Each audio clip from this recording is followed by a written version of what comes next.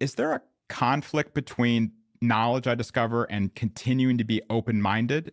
Absolutely. There's no reason to be open-minded once you have knowledge. So, open-mindedness is a conditional virtue, which I think Okay. gets mistaken for an absolute virtue. You shouldn't be open-minded about something you actually have knowledge about. Now, the difficulty is sometimes you think you have knowledge and you don't. Mhm. And then you should be open-minded, but there's a question, well, do you have reason to believe that you should be open-minded if you Yeah. think you have knowledge and you in Yeah. fact don't, right? That's precisely the condition that Socrates' interlocutors were in. And that's why he's in some ways very gentle and non-judgmental about them and about seeing it as his job to make it clear to them that they don't have the knowledge that they think they have. Is this why it's helpful to talk to others? Because I feel like if I've worked really hard to establish that I know things, how do I dismantle what I've been striving to do all this time? Right? Is that where sort of another person really helps in this condition? Yes, but I think even if you don't think you have knowledge, another person could still help. Let's say I have some beliefs about a given area, and I don't think those beliefs are knowledge. I think there's plenty of room for improvement, and there's probably some mistakes in there. I don't know which mistakes there are. Hmm. I don't know which ones are mistaken because every one of those beliefs, I think it's true. So the difference between knowledge and true belief is that knowledge is justified in a certain way.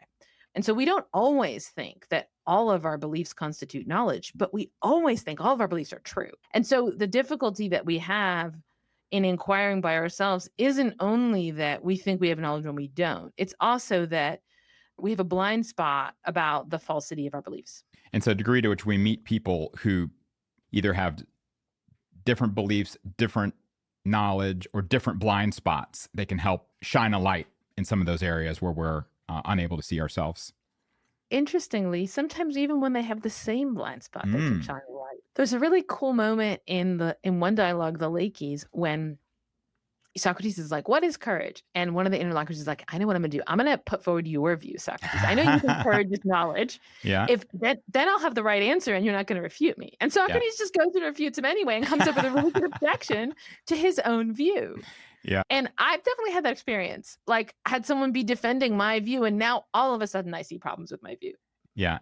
Wow. Oh, that's fascinating. One thing I noticed in your book is that you distinguish the kind of kinds of questions people ask. And one thing you distinguish is between questions and problems, both of which can be formulated as an interrogative. But can you tell me a little bit about distinguishing between those terms and making them each play a different role in the conversation?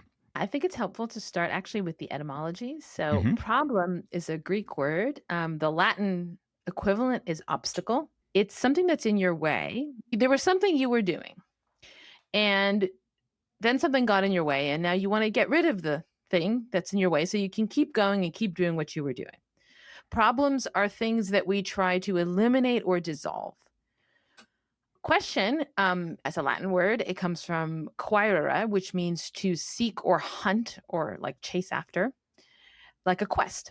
So when you're on a quest, then it's not that you're trying to get rid of something, it's that you're trying to have something, the holy grail or whatever it is that Hmm. you're after. So I think those are very different inquisitive structures. Are you trying to get rid of a problem that was standing in the way of you doing some other thing?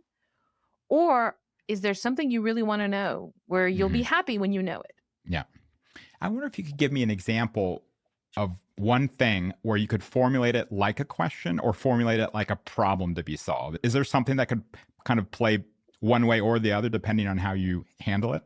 Yeah, I'll give you the example that I happen to be working on right now because I'm about to go to a conference on AI. You could ask, what is it for machines to be conscious? Like, Hmm. what would it mean for a machine to think? That's a question. I would love to know the answer to that question. What would it mean for an artificial intelligence to be a thinker? Turing took a look at that question and he's like, "Ugh, that's impossible. How about we ask a different question? Or rather, how about we pose a problem? The Mm. problem is to design a machine that can pass the following test. And the test is that, you take the machine and you take a human, and they're both competing against each other to seem human to a human interrogator who's in a different room and they're communicating by text. When the computer is better than the human at coming across as a human, it's passed the test and it counts as thinking. Mhm. So the Turing test takes the question, what is consciousness or what is machine consciousness, and turns it into a problem you could solve by designing that machine. Interesting. You can take a question, turn it into a problem, solve the problem, while still not answering the question.